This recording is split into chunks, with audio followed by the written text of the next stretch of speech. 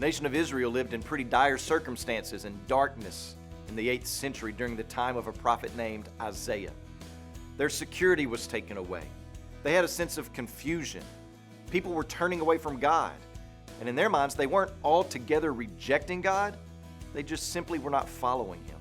Kings of the land were oppressive. The rich were cruel and heartless. Widows and orphans and the poor had nowhere to turn for relief.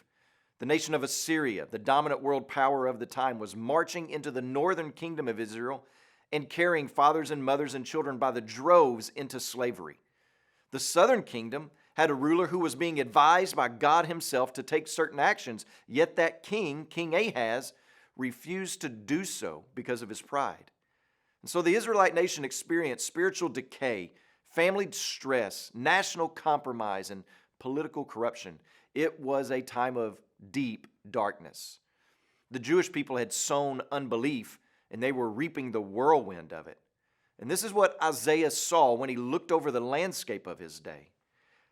Yet on this dark and gloomy canvas, God paints for His people a radiant picture of the coming salvation in His Son. He gives them a hope. He gives them a place and a person to put their faith. He gives them a person of security. Listen to what Isaiah writes in Isaiah chapter 9, verse 6.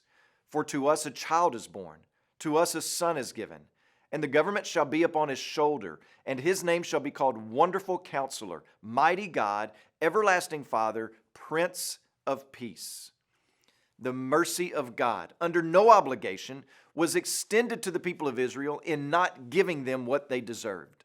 And the grace of God, under no obligation, flooded forth like a beaming light in the night sky with the gift of salvation found in the promise of this coming Son. Do you think the people were eager for the Son to come? Well, not all of them were, but all of us should be eager for the Son to return, and we should be making preparations for the Son's return. How many of you right now are making preparations for a son or daughter to come home from college? How many of you are making preparations for a big family get-together for Christmas? Even more so should we be making preparation for God's Son to return and take us home.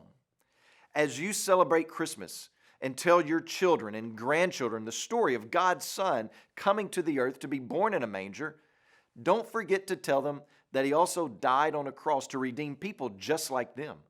And then don't forget to tell them that He is returning to gather up all of His brothers and sisters to take them to be in the home that He has prepared. As you pray today, please remember Joe Costa and his family, our missionaries in Lebanon.